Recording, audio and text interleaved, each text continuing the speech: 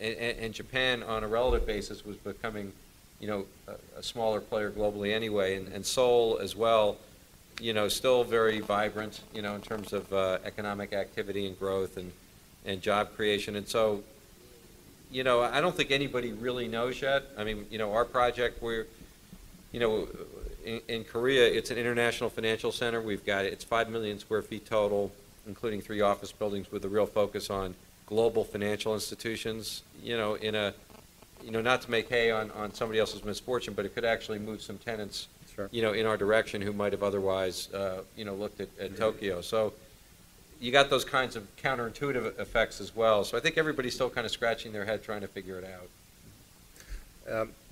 So, Mark, when you look at, the international landscape, and you could factor in the Japan regional risk, and how do you assess risk premiums between and among the different regions you invest in, whether it's Europe or Asia, or is there a sort of a benchmark hurdle rate that you have to have before you cross the ocean? Is there a premium that you have? Yeah, I think it's hard to say there's a premium. Mm-hmm. I think our investor base is, the rates of returns they're looking for aren't that dissimilar. Yeah. I think the core product over there, I think the U.S. core pricing is getting more to where it's been, yep, in Europe and Asia. So we're going more their way than them coming our way. I think in the value add and opportunistic space, the rates of returns are similar. They may be 200 to 300 basis points lower, but it's how you get there. I mean, we just had an investment committee yesterday on an Asian investment that we're making. That, from a basis standpoint, it's down about 35% from where it was 2 years ago. But in Asia, if you're doing a value-added play, you still may have to buy at a 1 or 2% going in yield to stabilize at a 5, to sell at a 3.5, and to do all that, you still have to double your NOI over a 4-year period. So, but over there, it's hard to say it's a risk premium because so many of the investors over there are looking at real estate as a store of wealth, right, not just a yield. And if currency may not be as valuable over there if you don't have the same faith in your political and governmental system, but a hard asset they feel more confident in. So, whether if that's the way you are brought up, mm-hmm, to think, you have to, at least in Asia, you have to think that way. No, it's a different paradigm. So they're not saying, like, if you get 18 on distressed debt in the United States, you've got to get at least the mid-20s. No. Okay.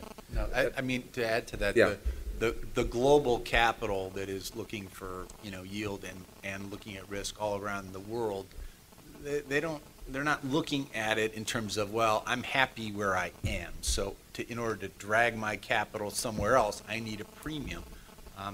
That premium is just not available anymore. I was thinking about what Kevin was saying a little bit earlier about the non-U.S. investors departing the U.S. before the downturn, and putting that together with the time I spent in London, and maybe using an example of when you were a little child and you noticed a friend a block or two away, he or she was either bigger and stronger or smaller and weaker, or a better musician or a better athlete or whatever, and it's sort of exaggerating as you're looking at that from a distance. And I was thinking about that when, with the non-U.S. investors moving out. When you're over there living in Europe, and it's true in Asia as well, their perspective, everything is magnified about the United States. It's, you read the headlines in the Financial Times over there or something else, it's like, wow. And then you come back to New York and it sort of goes to a different perspective. So, the takeaway I really got from that is be careful about being sort of U.S.-centric in your thinking, because there is a lot of observation of what's happening in this market that is maybe more relevant than what we see living in this fishbowl. So, Peter, you've taken your U.S.-centric lenses and have gone abroad several times in the last 18 months to some of the great dynamic brick markets. So you've been to China and you've been to India and most recently Brazil, where I go to tomorrow. So What's the allure, or what should be the allure of to investors in those markets, and what kind of allocations should investors be making to these more rapid growth, albeit more volatile growth markets? Well, the allure which you just stated is growth. And it goes back to your initial statements of basically a bifurcated investment environment where you have the developed economies, where the broad investment theme might be simplified to distress or distress-related opportunities, and then the emerging markets, which are these growth markets. When you start looking at premiums, and back when I got into this business 15 or 20 years ago, we always talked about how many hundreds or even thousands of basis point premiums do you need as a U.S. investor going overseas? And I'm not certain whether investors ever really got paid for those risks. I think one of the allures of going overseas is to take advantage of opportunities that you don't have in your home markets, and the diversification benefits. And you can, I'll give you an example of one of the investments that I made in Brazil. Target return was roughly 18%, which I would argue is sort of the bottom of the range of this sort of opportunistic target that many investors put on it, and a equity multiple, which we haven't talked about yet, of somewhere in the 1.8 range or something like that. And you sort of look at it just like that and saying, well, Brazil, and this was done 5 years ago, very early in the investment stage, looks a little bit risky. That fund is pretty well realized at this point. It generated about a 21% net IRR if you played the currency correctly, which was part of it, and about a 2.1 multiple. Compare that to what you would have gotten in a similar vintage U.S. fund. I'm sure the numbers probably would have been negative. So this diversification benefit is truly one of the reasons why you want to go overseas. And I think the other, and it was alluded to a little bit earlier, is that the world is no longer U.S. centric. The world is moving toward Asia, and that's where the power is moving. That's where there's a lot more money, and the basic idea that everything revolves around the has to change. Well, it's also we've looked at the landscape and a lot over in Brazil and India, and it's the same factors. What's so appealing is the same factors that were very present in the United States in the '60s, which was middle class housing formation, housing programs, urbanization. I mean, all those are really alive and well in China and India and Brazil. I guess also there's ironically, I think a lot of us here would probably say that the regulatory risk in this administration is quite palpable, and that's the U.S. risk premium factor is also has to be taken into consideration. And I guess people talk about 15%, 25, 20% returns overseas. I don't think all 20% returns are created equal, because you have execution risk. You got the IRS looking at you. You got a court system that is as unwieldy as it is in Chicago, and you ultimately rely on a local partner. I think that's a great point. That returns are different in different places, and while I think looking at AIG, I think they've had some very good experiences in some of the emerging markets, Poland, Russia, Korea, not so good in others, such as India. But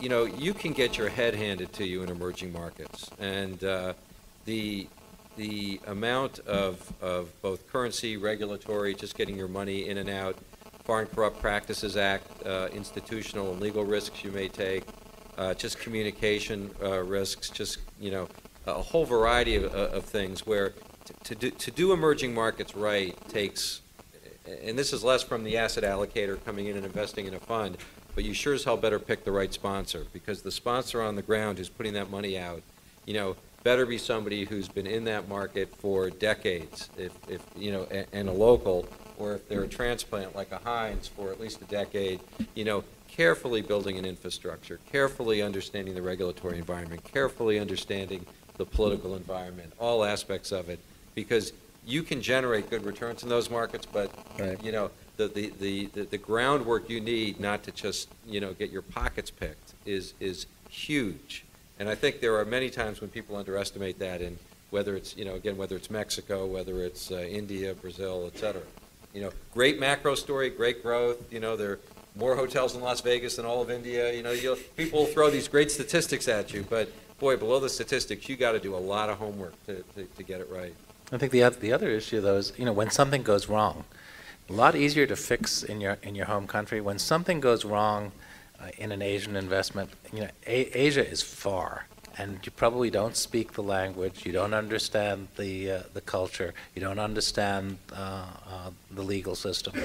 So these downside risks are something that you really want to protect yourself from a lot more than I think most investors have done in the past.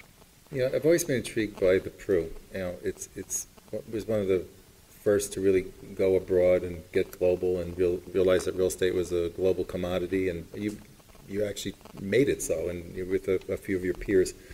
How do you guys ensure quality control and transporting that sort of template of underwriting ethic and real estate math and asset management rigor to the far-flung places you guys invest, whether it's in Latin America or Asia or Europe? How do you ensure that so the quality goes in before the name goes on kind of approach? Yeah. No, that's something we struggle with constantly, because the balance we try to strike is, on the one hand, you do want those controls. You know, people ask me what keeps me up at night. FCPA keeps me up at night, because you know, the risks that someone you're doing business with does something wrong and that you should have known about it. That's the Foreign Corrupt Practices Act. Yeah, thank you. Yeah. But you know, trying to keep that balance between central control and quality assurance, and making sure that our investors, wherever they invest, have kind of a similar experience with the execution of the investment strategy, which has to be done on a local level, as has been pointed out several times here, because you want those investments executed by people who do understand all the nuances of a local market. So we really struggle with trying to find that right balance, and it's a lot of communication and making sure that enough of what we feel our culture is shared across our units around the world. And we spend a lot of time, a lot of money traveling and communicating with people everywhere. And we have probably 15 offices around the world now. And it's a bit of a burden that comes on the whole the business, but you have to do it if you want to operate effectively across the world. And Mark, so how does AEW do it when you know, all real estate is local, and when you go abroad, how do you get local comps and really validate benchmarks and all the things, you know, you could do here because you just go on the internet, it's all transparent, but when you go on the internet in Brazil or, you know, in many European countries, it's not there. I mean, a couple of things. One, and right now we're in Southeast Asia and Europe. First, we have local teams. So I think when we first started to go overseas, we try to have people from the U.S. cover Europe, and it works for a little while until people don't want to get on a plane. It gets tired. You're not there every day. You don't have those informal, sources of information that you would have. So the first thing that we do is we have local teams.